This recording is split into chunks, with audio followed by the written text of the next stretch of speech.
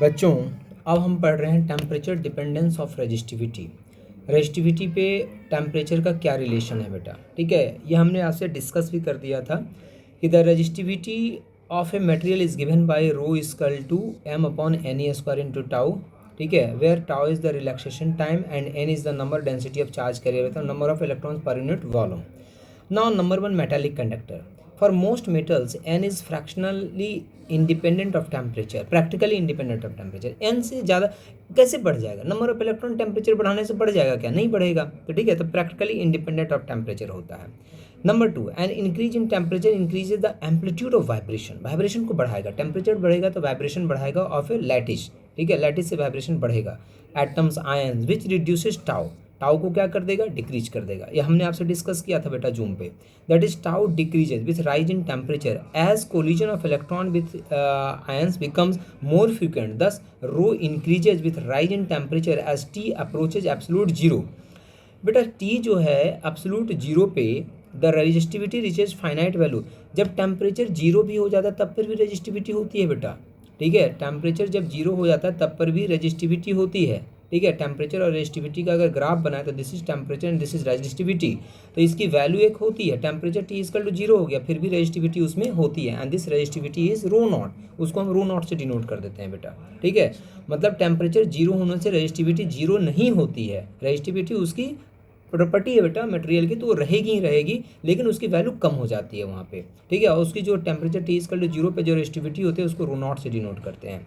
Temperature अगर T होता है तो रेजिस्टिविटी रो होता है, और इस तरह से रेजिस्टिविटी में रिलेशन होता है बेटा rho equal to rho not into one plus alpha T minus T nought होता है, where rho is the resistivity at temperature T and rho naught is the resistivity at temperature T naught, that is the ice point. Here alpha is called the temperature coefficient of resistivity. Now यहीं से अगर alpha को find करें तो alpha is equal to rho minus rho naught upon rho not into T minus T naught लिख सकते हैं, and this is equal to change in resistivity, this is d rho and this is rho naught initial resistivity and divided by ये temperature का difference, तो d T. हम इसको इस तरह से तो डिफाइन कर सकते हैं। Temperature coefficient of resistivity is thus defined as the fractional change in resistivity. Resistivity में ये क्या आया? फ्रैक्शनल चेंज आया, D rho upon rho nought per unit change in temperature, per unit change in temperature. बेटा जिस तरह से resistivity का रिलेशन होता है उसी तरह से रेजिस्टेंस का भी रिलेशन होता है, R equal to R naught into one plus alpha into T minus T naught. तो यहाँ से ये याद रखना है कि रो इक्वल टू, ये हमने आपसे जूम पे भी डिस्कस किया था, m rho equal to M upon N E square into tau होता है। टेम्परेचर बढ़ाने से कोलिजन जल्दी होता है, रिलैक्सेशन टाइम डिक्रीज करता है बेटा। रिलैक्सेशन टाइम डिक्रीज करेगा तो रेजिस्टिविटी इंक्रीज कर जाएगा, और रेजिस्टिविटी अगर इंक्रीज करेगा तो R equal to rho L upon A होता है। रेजिस्टिविटी इंक्रीज किया तो रेजिस्टेंस भी क्या करेगा बेटा? इंक्रीज करेगा। बोर्ड में ये पूछा जाता है 2-3 नंबर में। ठीक है, रेजिस्टेंस का टेम्परेचर का ये रिलेशन होता है, याद रखना है इसको। Now semiconductor. In case of semiconductor, and increase in temperature gradually increases n.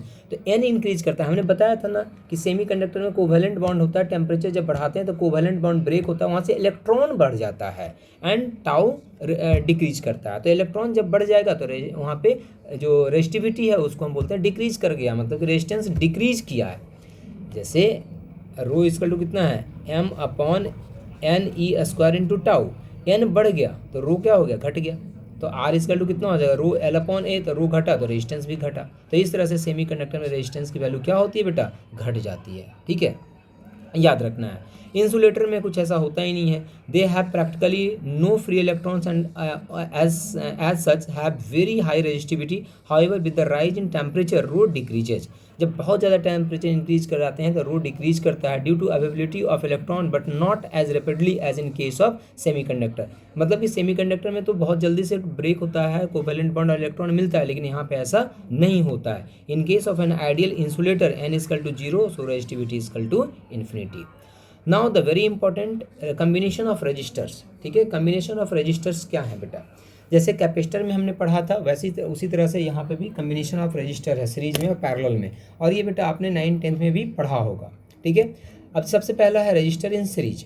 ठीक है। तो सीरीज में रजिस्टर है तो बड़े सारे रजिस्टर है, 1 2 3 हमने लगा रखे हैं। लेट रेजिस्टेंस R1 है, R2 है, R3 है। तो करंट कितना फ्लो कर रहा है, I। यहाँ पे कोई पोटेंशियल डिफरेंस क्रिएट किया होगा, यहाँ पे V होगा पोटेंशियल डिफरेंस। तो यहाँ पे टोटल पोटेंशियल डिफरेंस कितना है, V। और यहाँ पे करंट कितना फ्लो कर रहा है, I फ्लो कर रहा है। तो सभी रेजिस्टेंस अगर सीरीज में है बेटा तो सभी से करंट क्या फ्लो करेगा, I फ्लो करेगा, सेम करंट फ्लो करेगा, ठीक है। लेकिन पोटेंशियल डिफरेंस सबके अक्रॉस में अलग अलग हो जाएगा। क्यों? क्योंकि V इक्वल टू कितना होता है, I इंटू आर। तो यहाँ का रेजिस्टेंस अगर R1 है, करंट I है, तो I इंटू R1। यहाँ पे हो जाएगा I इंटू R2, यहाँ पे हो जाएगा I इंटू R3। तो इस तरह से पोटेंशियल जो होगा वो सब क्या हो जाएगा, सभी के अक्रॉस में जो ड्रॉप होगा वो डिफरेंट होगा, लेकिन करंट की वैल्यू क्या होगी, सेम। इसका मतलब कि अगर रजिस्टर सीरीज में है तो पोटेंशियल जो है सबके अक्रॉस में अलग अलग होगा, लेकिन करंट जो होगा वो सेम होगा। इसी तरह से R1 R2 R3 देखो बेटा यहाँ पे गिवन है, R1 R2 R3 जो हो गया 3 रजिस्टर इन सीरीज हो गया। अब इन सभी को हटा करके एक इक्विवेलेंट यहाँ पे लगाया है जिसका रेजिस्टेंस कितना है, RS है। तो I equal to current flowing through the resistor R1 R2 R3 हो गया। V equal to potential difference across A and B हो गया। V1 V2 V3 potential difference across R1 R2 and R3 हो गया। Now total potential V equal to कितना हो गया, V1 plus V2 plus V3।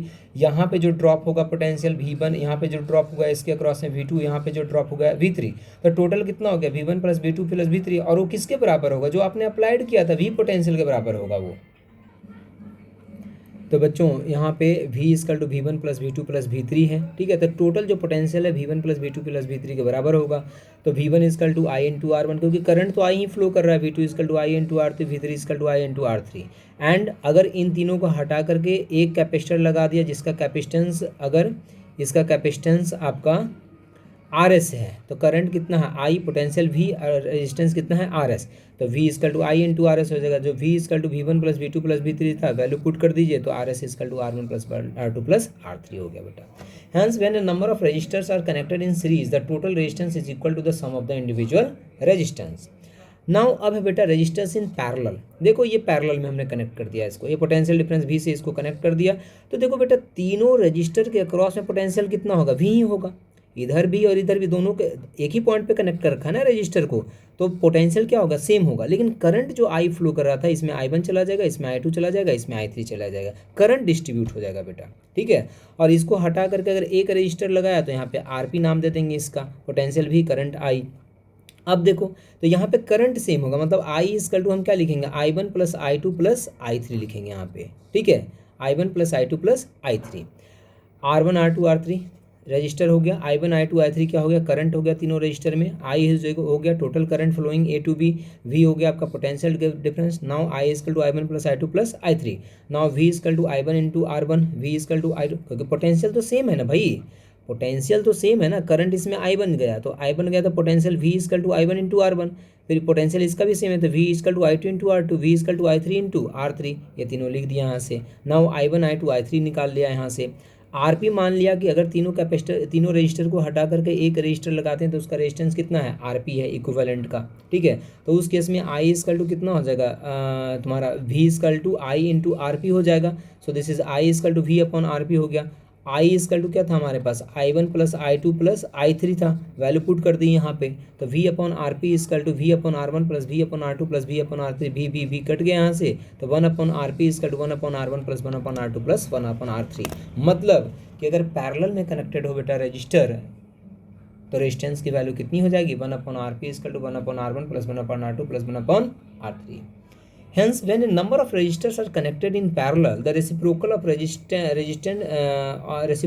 the resultant resistance is equal to the sum of the reciprocal of the individual resistance. Important point. If two resistors R1 and R2 are connected in parallel, अगर दो connected होगा parallel में तो 1 upon RP, देखो capacitor का उल्टा है बेटा इसमें। तो if two resistor R1 and R2 are connected in parallel तो 1 upon RP equal to 1 upon R1 plus 1 upon R2, तो RP इक्वल टू हो गया R1 R2। ये दो रजिस्टर के लिए आप जल्दी से अप्लाई कर सकते हैं कि अगर दो रजिस्टर है तो इक्विवेलेंट रेजिस्टेंस जो होगा दोनों के प्रोडक्ट का सम, प्रोडक्ट डिवाइडेड बाई दोनों के सम के बराबर होगा बेटा। If there are n registers, each of resistance R, then RS equal to n into R होगा और RP equal to R upon n होगा। So RS upon RP equal to n square हो जाएगा बेटा, ठीक है। तो ये कंडीशन आपको याद रखना है। नाउ डिस्ट्रीब्यूशन ऑफ करंट, अगर करंट डिस्ट्रीब्यूट करें तो यहाँ से अगर करंट I जा रहा है, यहाँ से I1 जा रहा है, यहाँ से I2 जा रहा है, this resistance is R1, this resistance is R2, ठीक है। अगर आपसे पूछ दिया कि I1 की वैल्यू बता या I2 जो डिस्ट्रीब्यूट होगा करंट उसकी वैल्यू बता, सीधे फार्मूला देखो मैं बता रहा हूँ यहाँ पे, ठीक है, ये डेराइव कर रखा है हमने, लेकिन फार्मूला कैसे पहले याद रखिए आप। I1 अगर आपसे पूछ दे कि यहाँ पे करंट कितना जा रहा है, अगर आपसे पूछ दे कि यहाँ पे I1 कितना है, तो बेटा ध्यान रखिए टोटल करंट I, तो I इंटू अपोजिट वाला रेजिस्टेंस लेना है। अगर I1 निकालना है तो इसका अपोजिट में R2 है, इसका रेजिस्टेंस लेना है, divided by sum of resistance. अगर आपको I1 निकालना है तो टोटल करंट इनटू अपोजिट वाला रेजिस्टेंस लेना है, R1 divided by R1 plus R2। इसको निकाला कैसे, अब जैसे पोटेंशियल तो सेम होगा दोनों रेजिस्टर के क्रॉस में, तो V equal to I1 into R1, V equal to I2 into R2, equate कर दिया तो I2 इजकल टू ये आ गया, I is equal to I1 plus I2 था, दोनों को सॉल्व किया तो यहाँ से रिजल्ट I1 I2 यहाँ पे आया है बेटा, ठीक है। तो इस तरीके से इस पे बड़े सारे क्वेश्चन बनते हैं। अब हम न्यूमेरिकल करेंगे क्लास में।